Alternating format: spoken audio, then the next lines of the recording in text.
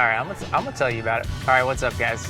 So we have the next 6-week guys head-to-heart challenge coming up. But before I kind of went into like why I started this and what the content is, I want to share a little story that basically kind of sums everything up. In my early 20s, I bought my first house and helped pay the mortgage. I had like 9 guys living with me. It was nuts. We were up late one night with a couple buddies, and we're like, hey, you been to Canada? I was like, I haven't been to Canada. I was like, you want to go? So I got up at 5 in the morning, went to Canada, took my old 1985 Subaru I just bought, and it was like 25 hours total drive to Southern Oregon. And on the way back down, I started hearing this like in the engine, and it got louder and louder.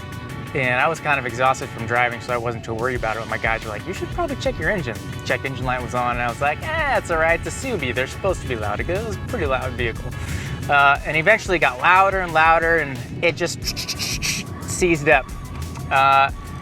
And pulled over the side of the road, opened the hood, and it was smoking, and I basically blown up the engine. So bummed, I freaking love that thing. But the reason I share that, because I feel like that kind of applies to my heart and our heart as men's, because like oftentimes we can be busy operating, just doing life, right? Like taking care of our kids, taking care of our families. And so we ignore these like whispers, these little clinks and clanks going on in our heart. And we don't pay attention to them sometimes until it's like too late and our lives kind of explode, our internal world kind of implodes. My life exploded about 10 years ago. I was divorced with 3 little girls, bankrupt. I had a bunch of real estate, lost all that, and I was spiritually shattered.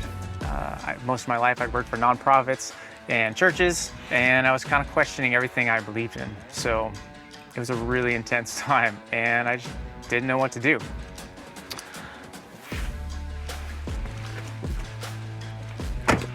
So that sent me on this journey of reconnecting to my heart and emotions after spending my life basically disconnecting from them. Prior to my kind of life implosion, emotional pain was just something to dismiss. The way I dealt with like negative self-talk or internal pain was just to do something positive or think something positive.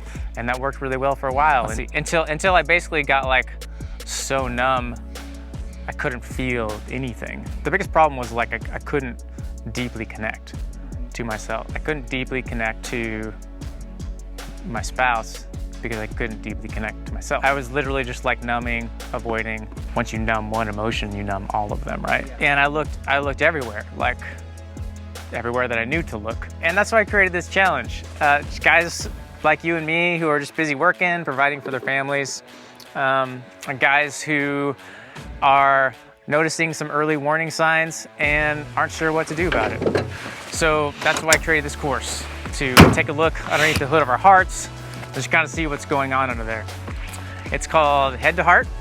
It's 6 weeks. I go over 6 tools that helped me. I spent freaking thousands of hours, thousands of dollars trying to find something that helped me reconnect, understand, and articulate really what is going on in here. The problem is that most of the tools I learned were like cognitive based, but that was the whole problem. I was stuck in my head. But I really needed to learn like how to reconnect. How do I start feeling after being disconnected for so long? And it wasn't really until I learned the brain-body connection, how important the mind and the body is in this process. There's a lot of body tools I want to teach you in this course that helped me that I was totally unaware of before this. So we're gonna meet 6 weeks, once a week for an hour and a half, and we're gonna unpack one tool each week together.